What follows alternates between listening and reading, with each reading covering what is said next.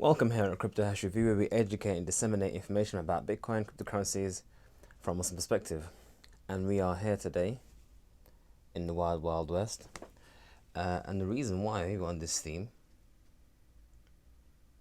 is because this is kind of how the crypto space is, the wild west, where basically there are no police. I mean, maybe the local sheriff, but he can't do much. You have to kind of, holster up your own weapon and defend yourself manually yourself. And we need to talk about something really important, which is, I think I titled this video as Stop Talking SHIB. Let me map this thing. Okay, here we go. Every now and again, I start getting loads of DMs and messages on my video. Brother, what do you say about Cardano? And it'll do that for about a week, and then the next coin will pump. Brother, what do you say about Dogecoin? And I'll get that for about a week or 3 weeks or whatever. And then it will calm down. Then the next coin will pump. Brother, what do you say about this coin? And what we're seeing here is a pattern, a kind of a bad pattern. And this is what we call FOMO. Usually a pattern of those who are new to this space and don't know what's going on. You know, I don't like that crucifix thing. It looks actually not really a crucifix, it's actually a sign. It's a normal pole with a sign on it. Anyway, but still, let's change. There you go, it's a bit better. So usually a sign of someone who doesn't know what they're doing. They're just FOMOing into the crypto space. What they do is they chase the pumps. Yes, that's what they do. They see a coin launching and they think, oh, I heard a friend of mine who put £1,000 in X coin and now he's a millionaire. So I want to do the same thing. Guys, if it was ever that simple, then we would all be millionaires, and then being a millionaire wouldn't mean anything. Those who got most likely the person who put £1,000 became millionaires because he put £1,000 into something, forgot it was even there, and then came back and found it a lot more than what it was. No one's really gonna hold out that long. I mean, just put yourself in a situation. You put £1,000 of your hard-earned cash into a coin. Next week is £10,000. Are you not taking that £10,000 out? Why are you waiting for £100,000? Why wait for a million? You may never get there. You may go back down to zero again, which many times it does. So normally you would take out what you need to take out as soon as you can. You already have a price in your head. What is a good enough return? So £1,000, maybe £20,000 is good. I mean, think about it. £20,000 from 1k. You're not gonna hold on for that forever. So the fact that it got up to 1 million or even more than that, that's an anomaly. That is not normal. That's an anomaly. So when you see a coin pumping, it's already too late. Yeah? Listen carefully, it's already too late. And this is where I wanna focus on kind of explaining in a bit more depth why I'm always talking about Bitcoin only. And I don't really talk about all these other coins. And some of you may have heard me say the word shitcoin. What does that mean? And some people get a bit agitated. Oh, brother, you can't be swearing. No, shitcoin is one word. It's a name. Shitcoin. I'm not saying it is a shit coin. I'm saying it is a shitcoin. Maybe a semantics, who knows? But the point is, what is it? Let's define what makes and defines or makes a coin like that. In me, at least in my head. I mean, it's not a science exactly. It's whatever we want it to be. But in my head, at least, what does it mean to be a shitcoin?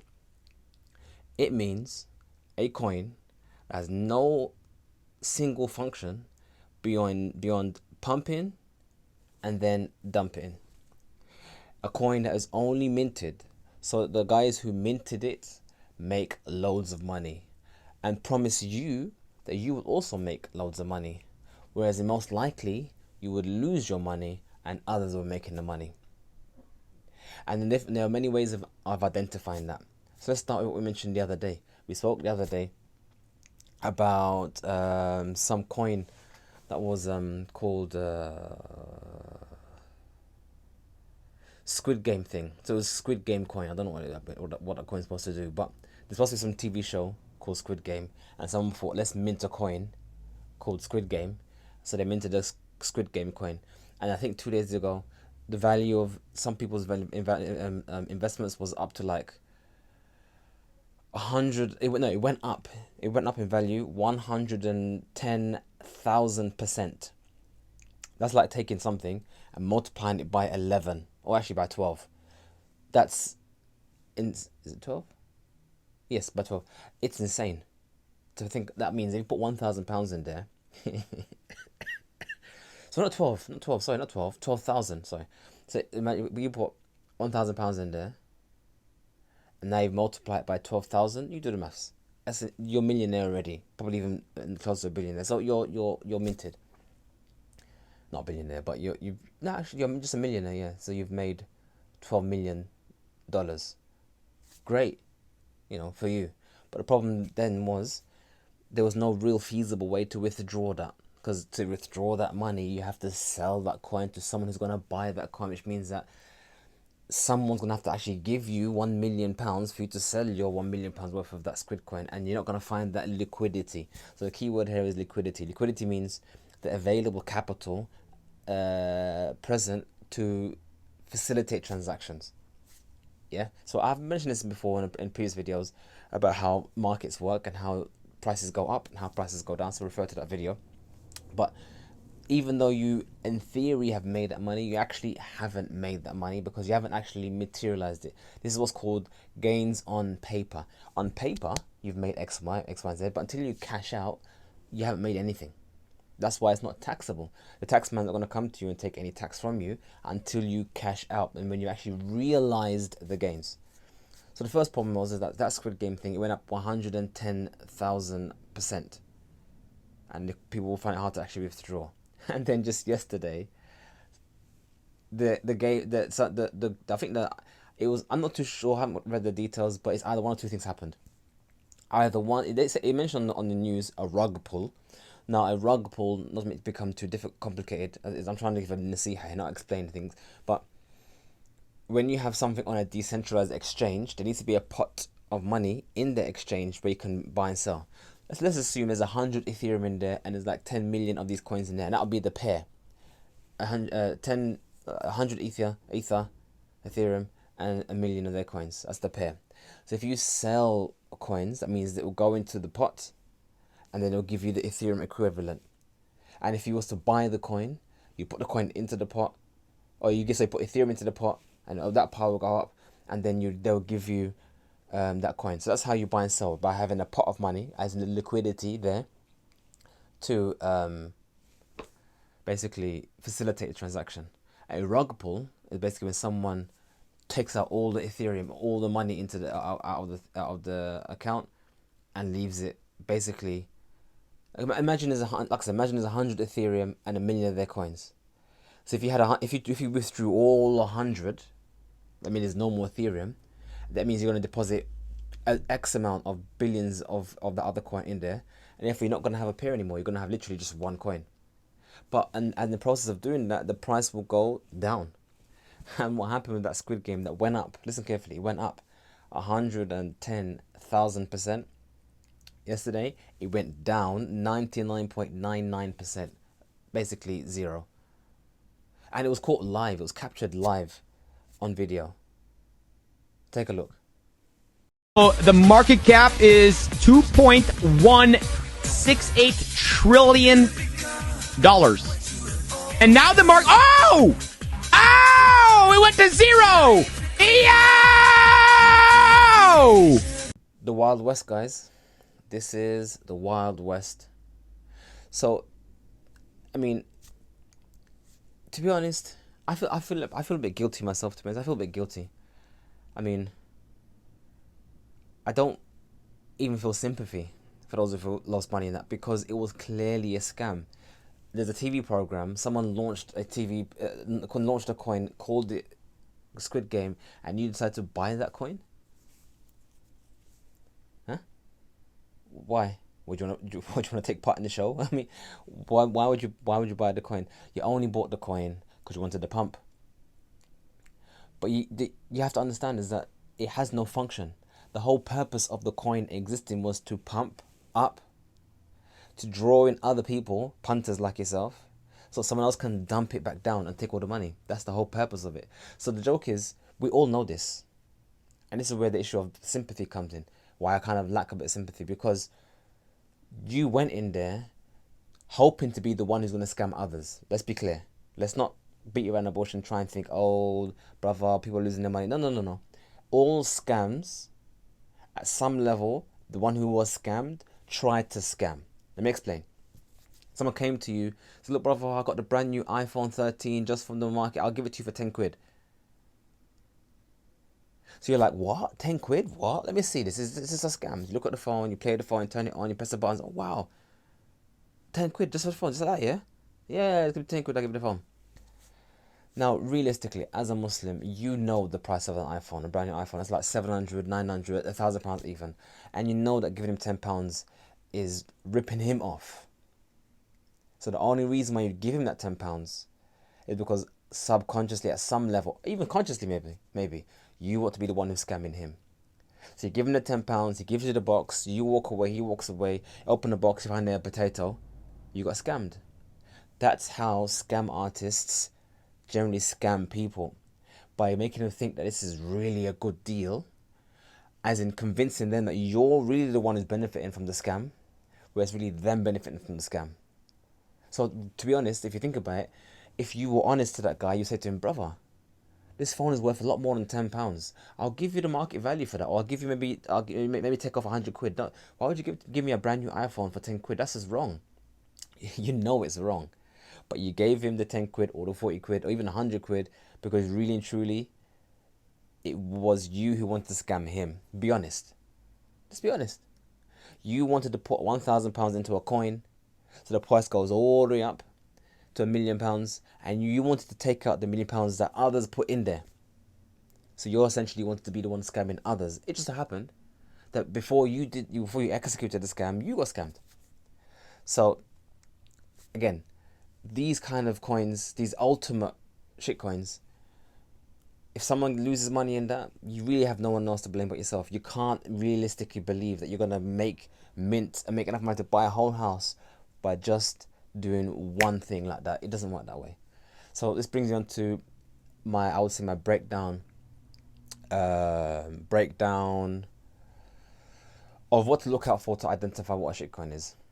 Primarily, stick to Bitcoin. Why? Because Bitcoin's mission is clear. Peer-to-peer cash or money that doesn't need a third party.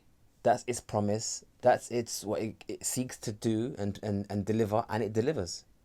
It's something you can exchange. You can store your wealth for a long period of time. And the more people adopt this option, the more the value goes up. The value going up is actually a byproduct, by the way. It's kind of something that gets people's interest. But the reality is that Bitcoin doesn't say to you, buy this coin and we will make you rich. That's not the purpose of Bitcoin. The purpose of Bitcoin is to be money for you to use. And the fact that it went up is actually a byproduct. Yeah? That's the first thing. So, but you look at other coins that actually promote and say to your face, we are going to make you loads of money if you just buy this coin now. That is the definition of a shitcoin. They are telling you this is a scam. They're not saying the word this is a scam, but they're saying to you, this whole coin, his whole function and reason for existing is to make you lots of money. And it's like giving you charts, and if you buy it this now and some pre-sale, it will go up by X amount, and if you just have this much and blah. The whole marketing is about how much the coin will go up in value and how much you would make money. Now, that doesn't mean that everything that does that is a scam. I'm not saying that, but I'm saying that if something is overly so much, in some cases just that at all in its entirety, like this Squid Game, then you get what you pay for, really. So let's look at some examples. Safe Moon. The name itself tells you what it is. A safe way to get to the moon. It's a scam. It wants you to get to the moon. Yeah, moon rocket, £1,000,000, I'm a millionaire, Lambos. It's telling you this is a way to... Okay, that's just the name. Yeah? Let's look at some of the tokenomics. Let's look at how the token behaves and how they structure the token to be a scam. Okay, if you buy this token and you hold this token, then all token holders, the value will go up and make money. So that's one thing they're trying to promote. But if you sell your token, you'll be penalized by losing some of the value of your token. So basically it's saying to you, don't sell your tokens. If you sell your tokens, you're going to lose some of your tokens, you'll lose some of your money. So just hold on to it. The more you hold, the more the value go up. And then the more you become rich. What is it telling you? It's telling you the function of the token is to make more money. To make more what? Fiat even. That's the joke, because they actually say to make more fiat, make more pounds and dollars.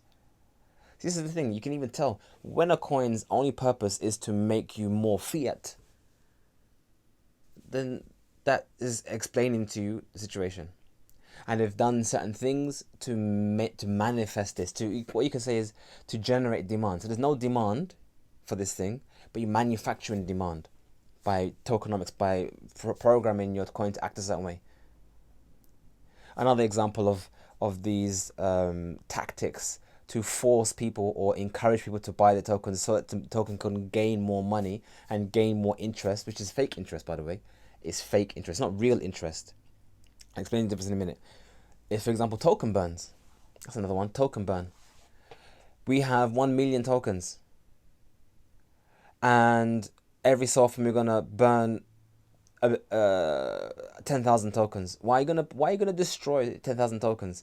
Because the less tokens there are, the more the price goes up. Great deal, isn't it? We're gonna burn just tokens, the price goes up. So what they're saying to you is that the longer you hold your tokens, the more the price go up, because we're gonna be burning tokens. They're just telling you right off the bat, the whole purpose of their project or having a token is the price go up. Have you ever heard of a Bitcoin burn?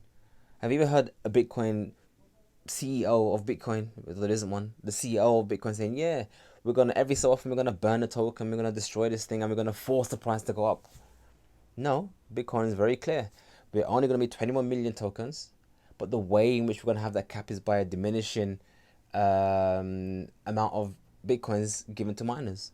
So over time, as the price goes up, the fees should take over the revenue stream for the miners, but at the moment the fees are nothing when Bitcoin first started.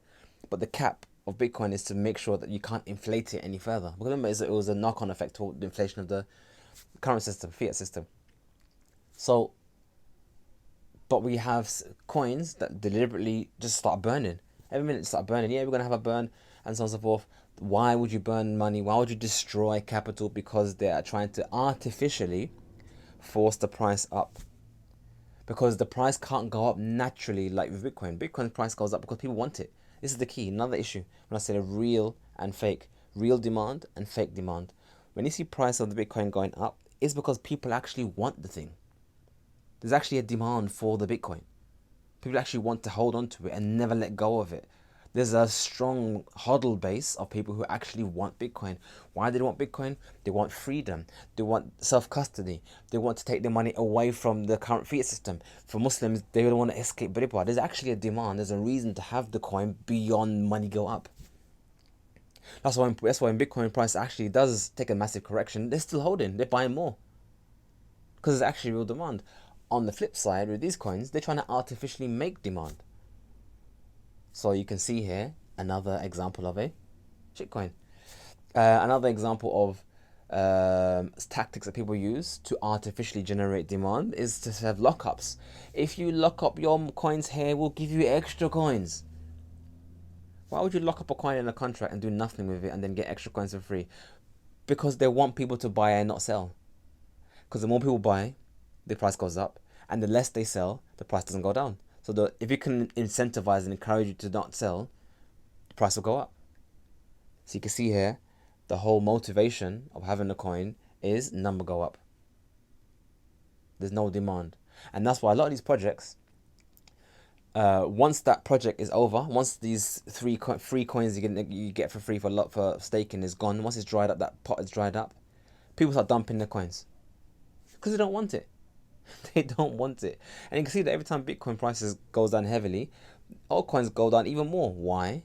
Because people are leaving these speculative things and going to real safety, which is either in dollars or in Bitcoin, because people actually want that.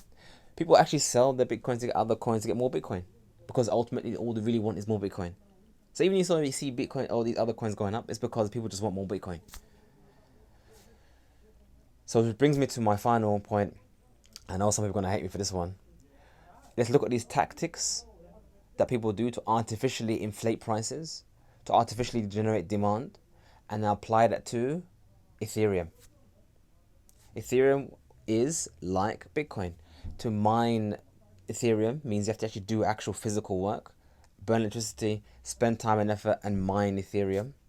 But Ethereum is moving to something called proof of stake, whereby you don't need to do that anymore. There's no need to buy equipment. There's no need to spend time. No need to do any of that. All you need to do is have Ethereum and stake Ethereum, and you get more Ethereum. Just hold Ethereum and don't sell it, and we give you more Ethereum. What does that sound like to you? Sounds like generating interest, generating demand where there isn't any. Because maybe, I'm assuming, maybe the creators of Ethereum or the developers of Ethereum have realized we can't really compete with Bitcoin on the hash rate. We can't compete on actual proof of work. So let's shift over to another system whereby we tell people, look, we'll make it like an investment, like an interest saving bank. Put your money in the bank and we give you more interest. I'm not saying it's interest, by the way. I'm not saying that. I'm saying they're trying to simulate the current system with their tokenomics. So from an Islamic perspective, we see that Bitcoin is now even more ethical, because to get a Bitcoin, you have to work for it, like gold. But to get Ethereum, you're going to eventually just have to get Ethereum by just having Ethereum. So those people are just lazy and don't want to do anything with their money. Just put your money into Ethereum, leave it into some smart contract, and you just make more money and more money and more money. Money go up. And if that's not bad enough, they implemented early this year a change in the network. What's the change? Every time a transaction you send and receive or do anything on the network and you pay miners fees, a portion of those fees get burnt. You see that? So therefore, rather than Ethereum being inflationary, where there's constant flow, there was never an end to Ethereum's flow of Ethereum. Like Bitcoin has an actual cap. There was no actual cap for Ethereum. So they had this issue where Bitcoin was deflationary, whereas this was inflationary. So to try and combat Bitcoin and fight that, they made this program, this change whereby every transaction, a portion of the fees would get burnt. Within 5 months or 6 months, $3 billion worth of Ethereum has been burnt. This is destroyed. Khalas, doesn't exist anymore. Finished. So the less Ethereum that exists, therefore it would artificially put the price up. Supply and demand. If there's less supply but the same demand, the prices still go up. So we see an artificial generation of demand. It's not real demand, it's artificial demand. The hope is that the money go up would get real demand, but the point is we see this scammy behavior even with Ethereum. It's unfortunate, but it is what it is. We call it what it was. Now, can Ethereum make you money? Of course it can. I'm not saying it's a scam either. I'm saying you can do some legitimate things with Ethereum. But the point is, look at the behavior of those behind it. Compare the behavior of these shitcoins and the behavior of the Bitcoin developers. They are trying to develop a system that everyone can use on a level playing field. They're trying to make the bankers and the poor man level, equal, have the same security, the same opportunities, the same. And they're not implementing these scammy little upgrades to try and make my number go up. No, they're talking about improving, reducing transaction fees. They're talking about improving privacy, like Schnorr signatures and whatnot, and multi-signature stuff, and Taproot, which have. You see, all these upgrades are there to develop and make the system better, not just them to make the system more profitable. You see the difference? So, in conclusion, please stop DMing me asking about this coin and that coin and what is this halal and is that halal, all these scammy coins that just start pumping. If you bought a coin and it makes you money, alhamdulillah, good for you. But please, I'm not here to entertain all these scams every now and again, these things that pop up. If there's a genuine coin, you think it has a good project, and a lot of these coins, some of these coins have good projects, like I think Decentraland is a good project. You heard my discussion about it the other day. Sandboxing sounds like a good project. There's some good projects out there that can actually do something real in the real world without not just number go up. There are some real things out there, and fair enough. And book a call. I'm not saying that everyone's, my number. I have my details on the website. Book a call. We have a conversation.